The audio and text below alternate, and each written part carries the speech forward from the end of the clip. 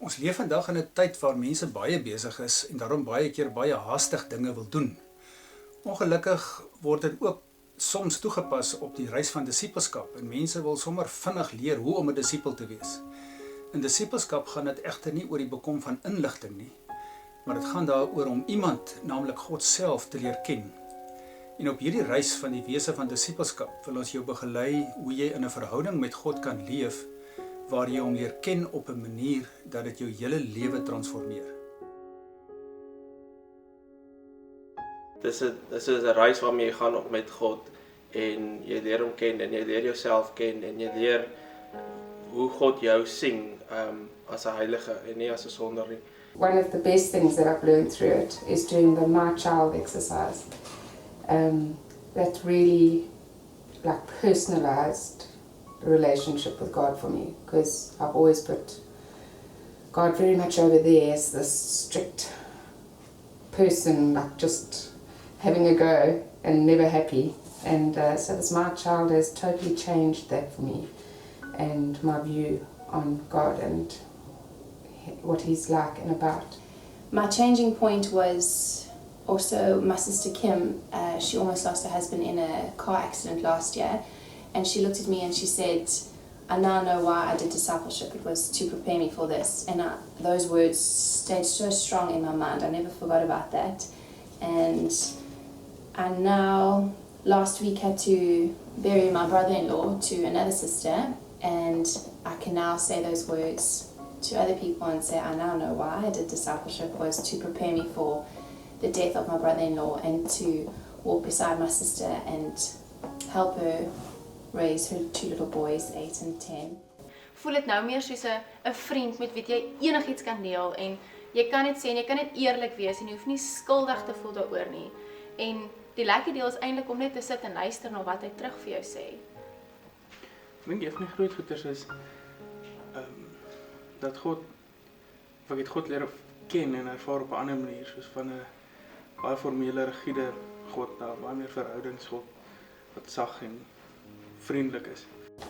The most important skill I've learned in this course is to listen. This course is all about listening to the voice of God, because without listening we cannot move forward in our relationship with the Lord. So each module starts with listening and being still before the Lord, which we really find difficult to do. Die hande wat die pot vorm en wat my dink wat disippelskap vir my beteken is hoe God jou vorm van waar jy nou is, hoe jou pot nou lyk en jou rustig skaaf en vorm tot iets besonders wat jy jouself nooit verwag het om te wees nie. So hy kom en herstel net weer jou identiteit en ek dink dis veral wat nou vir my baie beteken. What has been most meaningful to me on this course is the healing aspect. The beginning of the course starts with healing, working through baggages that we carry, and really from there on we build, but fundamentally the healing aspect is really the most important part of this course. Freeing, healing and life-changing. Baie tyd met God en met die woord te spandeer, so dis maar soos hoe mense hom leer ken, is deur sy woord en hoe hy praat deur daai goed en die tekste waarop mense reflekteer en dan hoe jy dit wat hy vir jou sê toepas in jou lewe en dan hoe jy actually kan sien dat dit 'n verskil maak. Ek dink die verwysings en wat vir my spesifiek uitstaan is elke keer in die begin van die sessie waar daar 'n gedeeltetjie van een of ander skrywer is wat die stilword proses inlei. En dit is my ook baie spesiaal dat mense hierdie pad saam met 'n groep vriende stap wat jou kan ondersteun en jou bemoedig op jou lewensreis. Om te journal, goed neer te skryf wat jy van God ontvang is regtig baie spesiaal omdat jy dan later kan terugkyk en sien hoe God besig is om sê maar deur 'n tema of deur 'n seisoen met jou te praat en ja, dit is spesiaal om later terug te kyk en te sien hoe ver jy al gekom het en wat God jou alles geleer het. In 'n permanente lewenstyl. Ek het baie gou besef dat disippelskap nie net vir my heel maak as 'n mens nie, maar ook die prentjie wat ek van God gehad het. En wat ek op hierdie oomblik van hom beleef is dat God regtig aangenaam is. Dat as God na my kyk, frons hy nie, maar hy's vriendelik en hy het 'n glimlag op sy gesig.